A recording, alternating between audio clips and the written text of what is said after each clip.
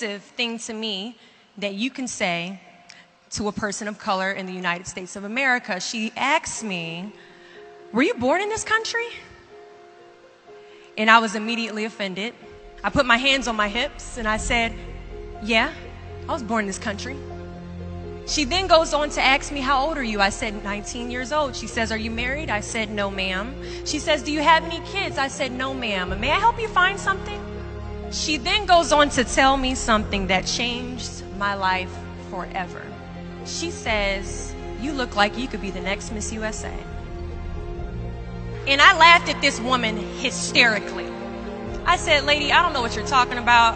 I'm going into my sophomore year at Virginia State. I'm about to commission in 3 years, go on active duty, be a military officer."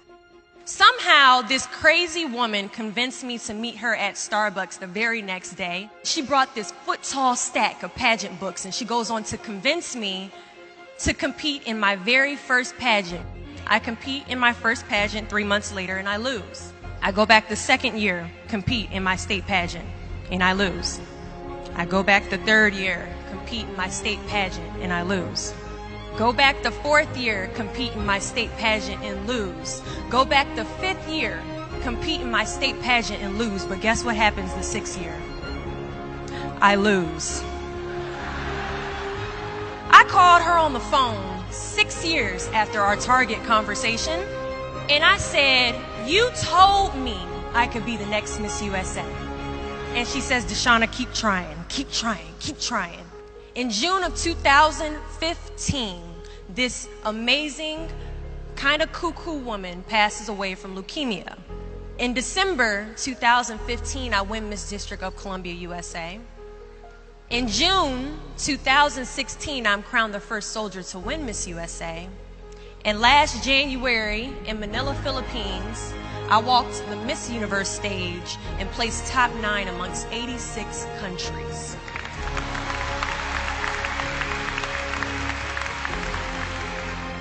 Do not fear failure, but please be terrified of regret. When you walk out this door into the real world, you will receive a lot of shut doors, a lot of turned down applications. You will hear way more no's than you hear yeses. Giving up is something I did a lot of growing up, and I don't think I really challenged myself to stick anything through until I joined the track team in middle school.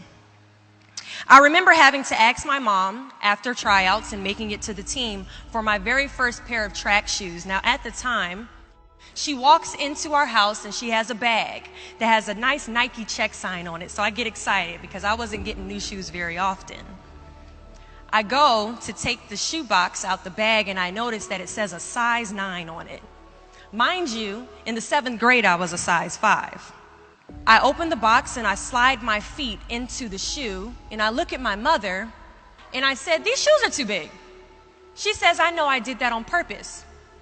I was like, "Why would you buy shoes that are too big on purpose, Mom?" And she says, "Because I know that you're going to grow into them." Coach has us line up on the starting line and he wants us to run a lap around the track. As we go to take off, I immediately fall to the ground, twist my ankle because the shoes are entirely too big. See, I couldn't run at the speed that I wanted to because I didn't fit the shoes I was wearing at the time. Now, many of us have goals we're trying to achieve, but the person we are right now is not the person that we need to be when we cross the finish line to our dreams. So we must walk and pace ourselves on this journey to our goals because we haven't grown enough in ourselves to fit the shoes that we need to achieve our aspirations. But let me tell you something. If I had won Miss USA my very first year, I would not have been Miss USA. I would not have been the version of myself that I needed to be to properly handle a national title. Many of us aren't ready to walk the race. But understand that as we walk this race, we pace ourselves, and as we pace ourselves, we grow. And as we grow, our foot gets bigger, and as our foot gets bigger, our shoes begin to fill, and as our shoes begin to fill, we can now run a little bit faster, and as we pick up the pace, we get to the finish line at the exact time we are destined to cross it. Do not fear the word no, but be afraid of the possibility of a yes that you have prematurely destroyed because you decided to quit before the clock strikes 12. There are a lot of questions that is going to keep you up at night, but I guarantee there isn't one question that will keep you up longer at night than the question, what if I didn't give up?